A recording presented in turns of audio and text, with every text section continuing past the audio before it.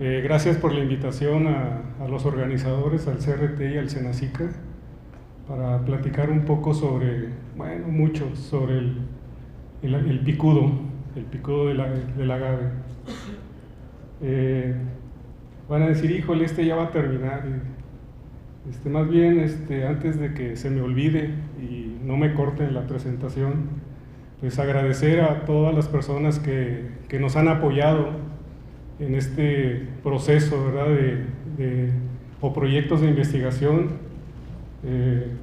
diferentes personas que han trabajado para la industria, Tequila Cuervo, Tequila Sauza, Herradura, al CRT, estudiantes, pues ustedes ven una lista muy grande, principalmente estudiantes de posgrado, pero también estudiantes de licenciatura, diferentes instituciones que también han participado fuertemente, ¿verdad?, en esos proyectos como Ecosur, Chapingo, por mencionar algunas instituciones, y por supuesto el Colegio de Posgraduados. Lo que vamos a ver en esta presentación es primero un panorama general de lo que es la importancia del picudo. ¿Por qué se le considera como una de las plagas más importantes de este cultivo? Los daños que provoca. Ayer inclusive ya ustedes vieron datos, ¿verdad?, del impacto que puede tener en la producción de la materia prima. Posteriormente vamos a ver los proyectos encaminados principalmente a desarrollar un sistema de monitoreo que actualmente para la campaña es la base del muestreo, del monitoreo. Algunos experimentos que han servido para desarrollar, ¿verdad?, este sistema de trampas, además de ver también un panorama general de cómo se está comportando actualmente el picudo antes de que empezara la campaña y poco después de cómo se ha estado desarrollando. Entonces, pues la mayoría de ustedes ya conoce, ¿verdad?, qué problemáticas se tienen de plagas, y ese fue un inicio de los proyectos de investigación allá por el 97-98, a través del CRT y el gobierno del estado y CONACYT también, que ha estado apoyando en estos proyectos. Entonces tenemos diferentes especies de barrenadores, pues principalmente barrenadores que van hacia la cabeza, hacia la bola, pero bueno, llegamos a tener otros problemas en el suelo, ¿verdad?, plagas rizófagas que también pueden causar ahí problemas y a los cuales hay que atender. Ese es el picudo. Vemos los diferentes tamaños, pero principalmente es por el dimorfismo sexual.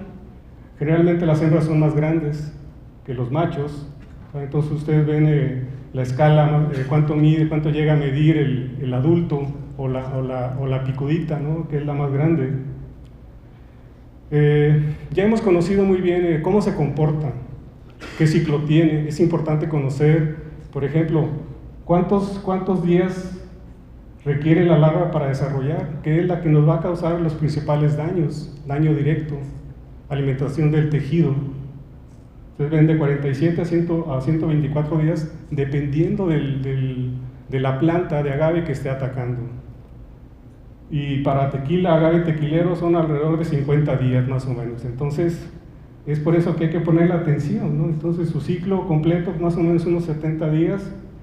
El problema también con los adultos es que son muy longevos, comparado con otras especies de insectos plaga.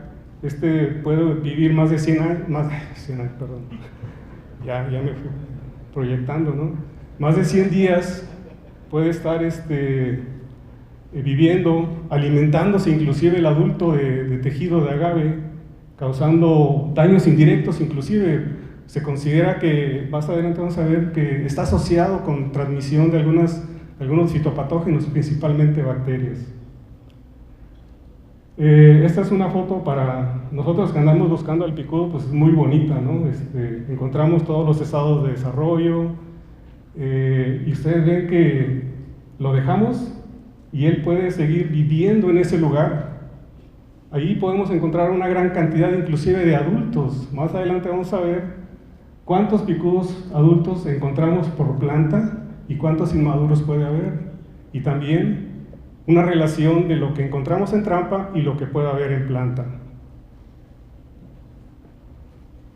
Se mencionaba ayer de este porcentaje de daño, es solamente de lo que llega a fábrica. Entonces ustedes imaginen, y es un porcentaje. Entonces imaginen en campo cuánto se está perdiendo si no se le pone atención a este picudo. 24%, ¿verdad? En piñas que se reciben en fábricas, en algunas fábricas, no en todas, ¿verdad? Y eso fue para un estudio de finales del siglo pasado. En agave espadín, mezcalero, se llega a detectar del 10 al 46%. Sin mencionar para agave tequilero, o ya se mencionó también ayer, perdón, a qué grado de daño se ha detectado, ¿verdad? Casi alrededor del 80% también de daños que puede provocar en planta, ¿no? Vemos los distintos partes de la planta que puede atacar. Casi toda la parte, casi todo el agave, cualquier parte de la planta lo puede atacar, excepto raíz. Pero cualquier tejido, ¿verdad?, es susceptible al daño por el picudo, principalmente por las larvas. Entonces vemos pencas, base de pencas, hijuelos. Vamos a ver que este es un factor muy importante de dispersión. No vemos realmente si hay un huevo por ahí, si hay una larva. Pues está escondida, es un barrenador, no nos vamos a percatar si hay infestación, si no tenemos cuidado qué es lo que estamos produciendo en viveros, por ejemplo. Entonces aquí abrimos un poco la piña y vemos que ya el adulto ya anda por ahí tratando de salir, ¿no?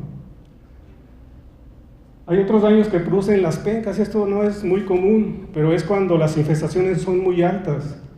Y nosotros hemos visto que inclusive estos daños, las larvas que llegan a atacarlo no alcanzan a completar el desarrollo, pero ya nos empieza a causar problemas o inclusive la entrada de fitopatógenos, más si están cercanos al cogollo, ¿no? Aquí solamente, bueno, ya lo he mostrado varias veces, esta distribución, pero para que vean la importancia del manejo de material propagativo. A las distintas regiones donde se ha llevado agave, para distintos usos, para fibra, uso ornamental, pues se han llevado los hijuelos, material propagativo, y pues ahí se ha aprovechado el picudo para, sin visa y sin nada, poder llegar a otros lugares del mundo, ¿verdad? Y ya con amplia distribución, se puede decir que es distribución cosmopolita.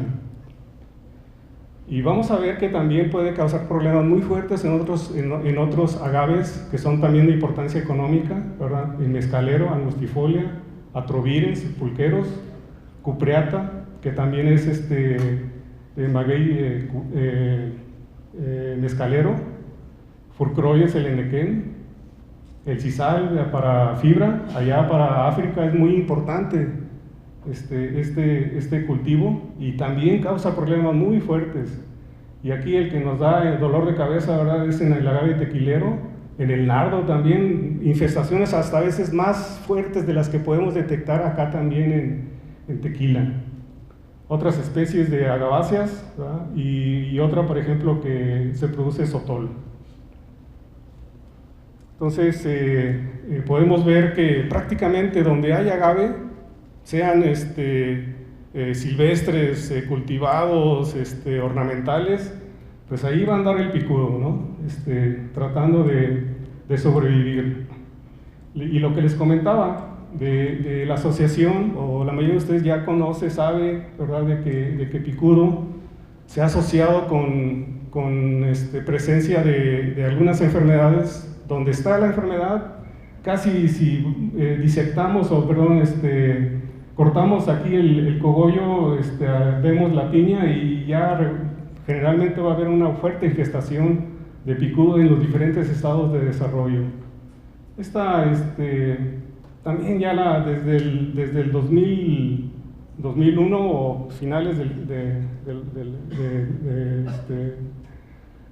a finales de la década de los 90, ya mostrábamos este estudio de la importancia que tiene, ¿verdad?, el control cultural o el control fitosanitario o la gima fitosanitaria o de recuperación, debido a la asociación de picudo con altos grados de desarrollo de pudrición de cogollo, por ejemplo. Entonces vemos que pues, su máxima expresión, así como lo detectamos en esos años en tequila, ustedes ven alrededor de más de 40 individuos adultos por planta. Entonces, ¿cuál era la recomendación? Esperen, puede haber uso de químicos, no, aquí lo más importante es la gima, ¿sí? Gima de recuperación puede ser, o gima fitosanitaria. Recuperación porque hemos visto que en ataques iniciales, cuando hay ya un grado de avance de la enfermedad que está bajando al cogollo, pues le puede salvar alrededor del 60% del tejido. La dejas, como ustedes han visto ya en algunas plantaciones prácticamente abandonadas, en menos de 2 meses vas a perder más del 90% de tejido o de materia prima. Entonces, aparte de haber detectado o caracterizado las principales plagas asociadas al cultivo, pues también pudimos detectar enemigos naturales.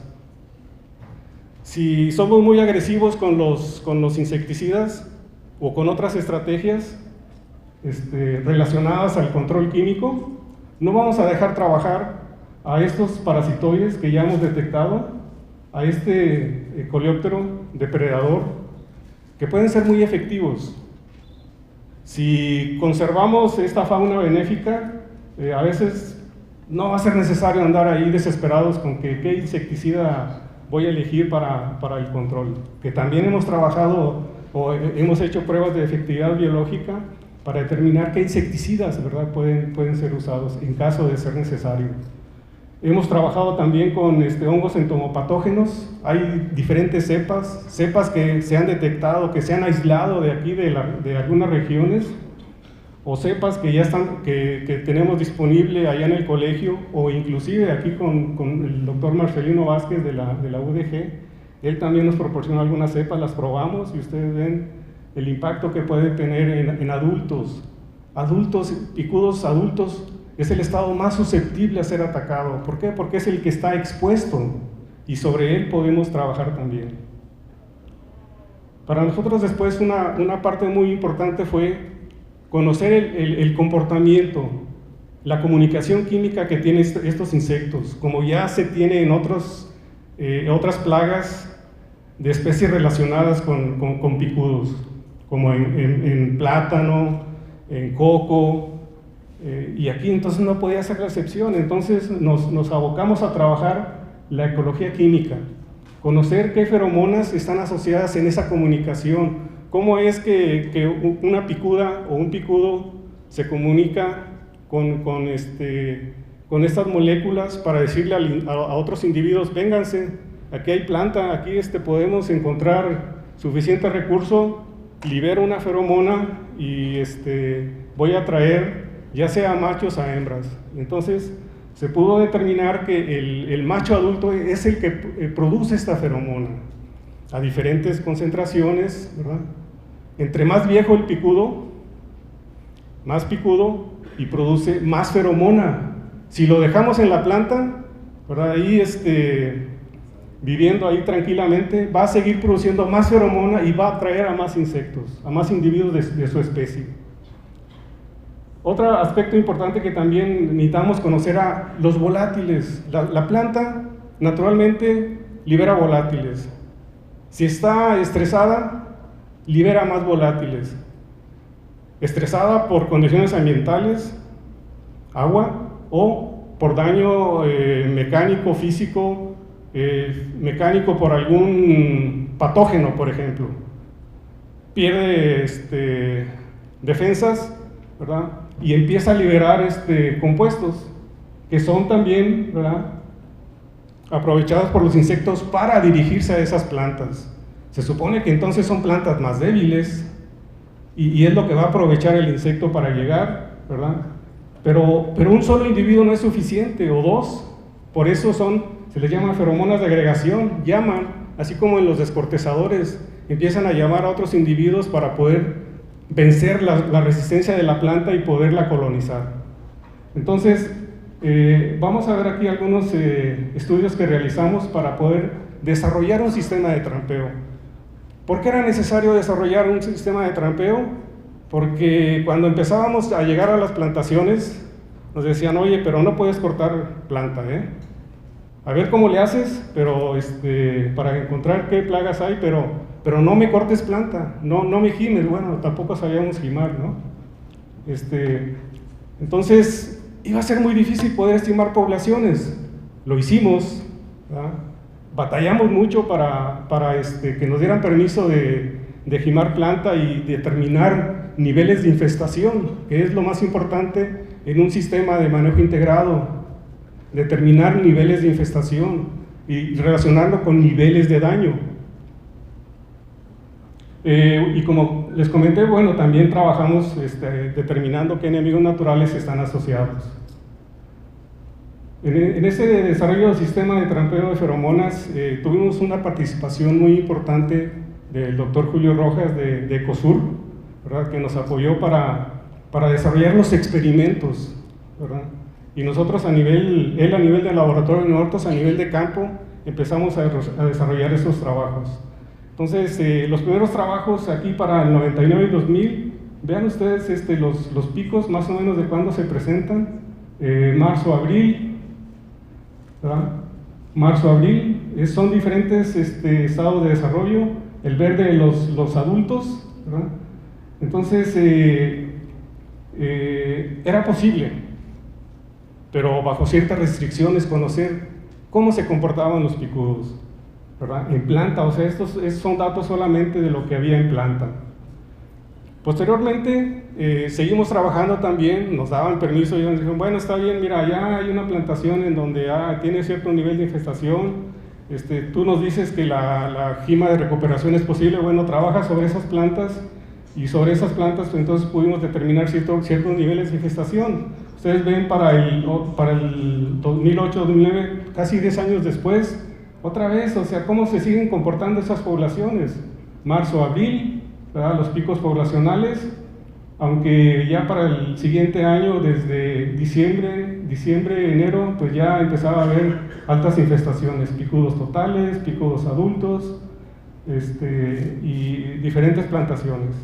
Lo que ustedes ven aquí de Ahualulco no es que sea lo representativo, es una sola plantación. Entonces, eso sí hay que tomarlo en cuenta. Entonces, llegamos a este sistema de trampeo, ¿verdad? Con pruebas de laboratorio determinamos 4 moléculas como los compuestos mayoritarios asociadas a esa comunicación, ¿verdad? Entonces, se determinaron 4 moléculas, solamente las que produce el picudo, no los volátiles que produce la planta. Y esos, ¿verdad?, se probaron a nivel de campo. Más adelante vamos a ver qué estudios pudimos realizar para llegar a lo que se tiene hoy, ese tipo de liberadores o algo cercano a esto, qué dosis de liberación, cada cuándo hay que cambiar, si era necesario agregar tejido de agave. Probamos solamente feromona, probamos solamente tejido, probamos solamente picudos y bueno, llegamos a que la combinación de la feromona y el tejido es necesario para este sistema. Se sinergiza esa atracción teniendo estos dos componentes, ¿verdad? Desarrollamos este tipo de trampa, la maestra en ciencias de Yanira Rangel desarrolló esta trampa, modificamos estos puntos de entrada para hacerla más eficiente. Optimizamos prácticamente esta trampa, más adelante lo vamos a ver. Entonces este es el primer tipo que desarrollamos, posteriormente desarrollamos esta. Ustedes ven aquí, son agujeros más sencillos, circulares, rápidas de elaborar, no que esas aquí, cada que trataba de hacerlas o que las tratábamos de hacer, salíamos cortados con las navajas.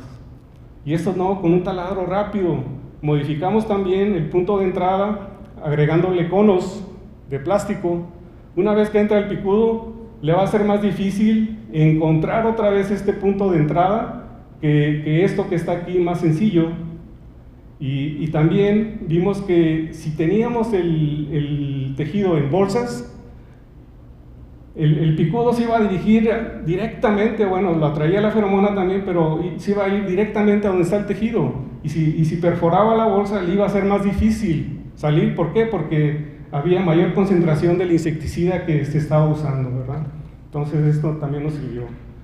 Y finalmente hemos llegado a este sistema más simple, más amigable, decimos, ¿por qué? Porque ustedes ven, ya no está a ras de suelo esta entrada, vemos aquí adentro conos también, aquí anda un picudo ya casi para entrar, o más bien se me hace que Pedro por ahí los puso para la foto, ¿no? Y ahora vemos aquí es una solución jabonosa. En vez de agregarle insecticida al tejido de agave, ¿verdad? Comparamos esta trampa con esta, y ligeramente dio mayores capturas esta trampa que la seca con insecticida. La ventaja, no usamos insecticida, entonces, ya no usamos insecticida para nada en este sistema de trampeo, más seguras. Y finalmente aquí está, también desarrollamos una forma de ponerle el tejido de agave en estos botes para que se conserve la humedad, se conserve más el tejido y no estarlo cambiando cada 15 días. Puede ser 21 días o un mes, todavía puede aguantar el tejido. Y aquí va la feromona. Entonces, ¿qué es lo que empezamos a desarrollar? Conocíamos las cuatro moléculas, ¿verdad? Alcoholes, cetonas. Probamos mezclas de esas moléculas para determinar si solas o en mezclas era suficiente para tener atracción al picudo a nivel de campo, no solamente a nivel de laboratorio. Esto ya fueron trabajos a nivel de campo. Y otra cosa de lo que mostramos aquí, ¿verdad? De la gráfica, es el alto porcentaje de hembras que se capturaban, ¿verdad? Entonces, más adelante vamos a ver diferentes niveles de relación sexual, capturas de entre 80 y 90% en las trampas, hembras. Y luego, posteriormente, ya que sabíamos que las cetonas eran las que más estaban atrayendo, entonces probamos proporciones para entonces dosificar adecuadamente y hacer más efectiva el liberador. Ustedes ven las proporciones 1 a 1, la cetona 1, cetona 2, cetona 1, cetona 2, y cuando usamos solamente la cetona 2, los mejores resultados. Entonces, ¿para qué pensar en agregarle otro compuesto, un alcohol u otra cetona, cuando esta cetona 2 es, para nosotros, bueno, le decimos cetona 2, es una 2-metil-4-octanona? Esa es la que ustedes pueden encontrar inclusive en el manual de operación para esta campaña, el nombre de este compuesto. Comparando al testigo, eran picudos solamente en cajas, en botes, vemos la atracción. Probamos colores también, y ustedes dicen, oye, pero el verde está el mejor, el verde, pues casi como el del cultivo del agave. Pero por lo práctico de lo que hay en fábrica o en el mercado, el color blanco es más fácil de conseguir, más barato, ¿no? Nos decidimos entonces a usar trampas blancas, proponer el uso de trampas blancas. Probamos distancias. Se ha visto que en otros sistemas aumentas la densidad de las trampas, las pones más cercas creyendo que vas a obtener mayores capturas, y puede haber 5, ya casi, entonces puede haber repelencia, interferencia entre ellas. Entonces probamos diferentes distancias. Vimos también, ¿verdad?, que en otro experimento, ¿verdad?, que entre 200 y 250 era una distancia óptima. Muy cerca bajaban las capturas, más separadas, mejores capturas. Otro, por los sistemas que han propuesto, usar solamente feromona no es suficiente, ¿verdad? Usar solamente agave, capturas algo, pero no te da una buena referencia de lo que tienes. Y entonces nosotros vimos que la feromona más 300 gramos de agave es suficiente para tener un buen nivel de capturas. Y este es el último experimento en donde vimos como sistema de retención, comparamos tejido de agave impregnado con malatión, impregnado con cipermetrina, y otro en donde solamente había detergente, y el otro testigo agave más feromona, ¿verdad? Ningún, nada que lo tuviera como la trampa de Yanira, que no tenía líquidos. Entonces, las mayores capturas, agua con detergente, para que reflexionen un poco sobre la utilidad que tiene, ¿verdad?, ahora este nuevo sistema. Aquí solamente para ver rápidamente esos niveles que empezamos a encontrar ya aplicando estas trampas en algunas plantaciones. Les digo, esto no representa que todo el municipio, Ahualulco o Amatitán, tengan actualmente estos niveles. Fue experimental. Entonces ustedes vean, para mayo, picos máximos, ¿verdad?, de capturas alrededor de casi 600, y luego otra vez en agosto casi 700. Y ustedes ven la proporción en las diferentes localidades: 91% hembras capturadas, 93% de hembras capturadas. En un estudio posterior que realizó Figueroa Castro, Pedro, determinó, después de que disectaba y veía a las hembras en el laboratorio, que la mayoría eran grávidas, o sea que iban cargadas ya con huevos. Entonces, aquí se puede considerar que entonces, si ponemos un poco más de trampas, más separadas, de más de 100 metros, 200 metros, podemos decir, aunque no lo hemos comprobado experimentalmente, que posiblemente este sistema de trampeo pueda servir como trampeo masivo, e entonces impactar a esas hembras que están llegando a las plantaciones, y en vez de que lleguen a la planta, lleguen a la trampa, y ahí las podemos matar.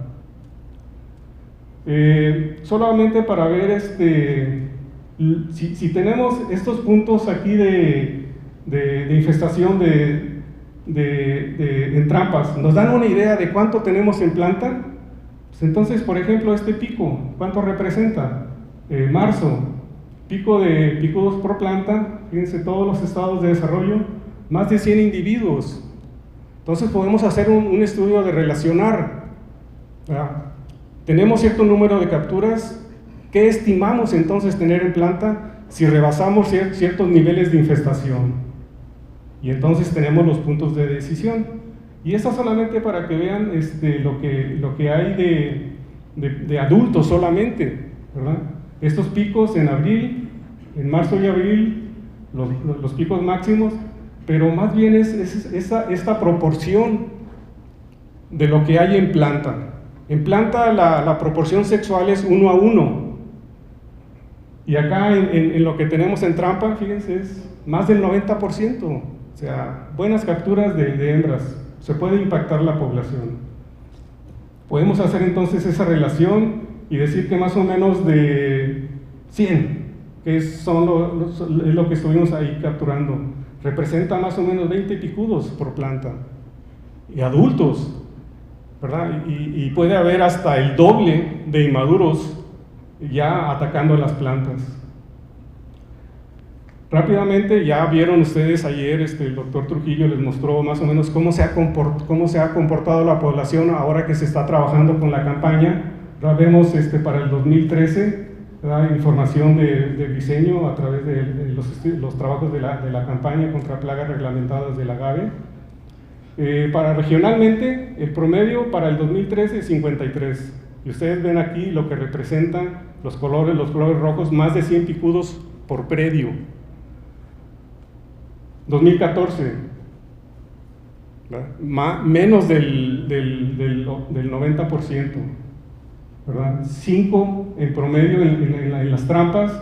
Ya vemos menos puntos rojos, son puntos anaranjados, algunos predios todavía que en estas regiones con ciertos niveles de infestación preocupantes, pero ustedes ven que a través de 3 años que he estado trabajando la campaña, ¿verdad?, se ha disminuido gradualmente, ¿verdad?, estos niveles de infestación.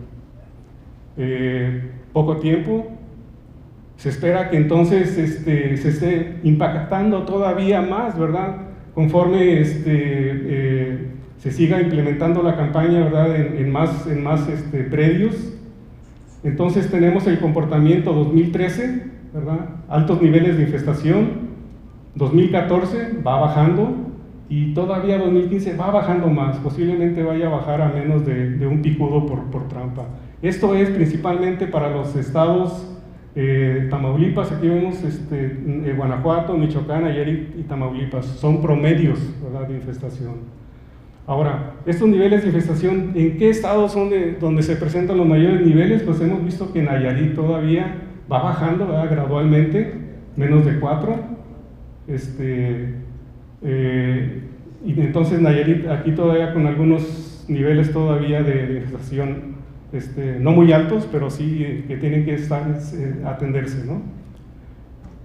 Conclusiones, rápidamente. Picudo, principal plaga de agaves. Puede causar más de daños del 25% en la materia prima. Transmisor, se asocia con fitopatógenos, principalmente con bacterias. Agentes de control biológico importantes que debemos de considerar. Hay en el mercado disponibilidad de entomopatógenos. Entomófagos están presentes en las plantaciones. Cuando muestreamos picudo también debemos de muestrear enemigos naturales, una recomendación. Adultos del picudo, pues ni modo, están presentes todo el año, solamente hay que tener cuidado cómo se están comportando. Plantaciones de Jalisco con mayor actividad poblacional de agave del picudo en abril a junio. En otros estados posiblemente sea diferente. Y como conclusión final, reducción gradual de la población del picudo, ¿verdad?, en las zonas de denominación de origen de tequila, 2003 a 2015 va bajando gradualmente debido a las acciones que está realizando la campaña. Muchas gracias.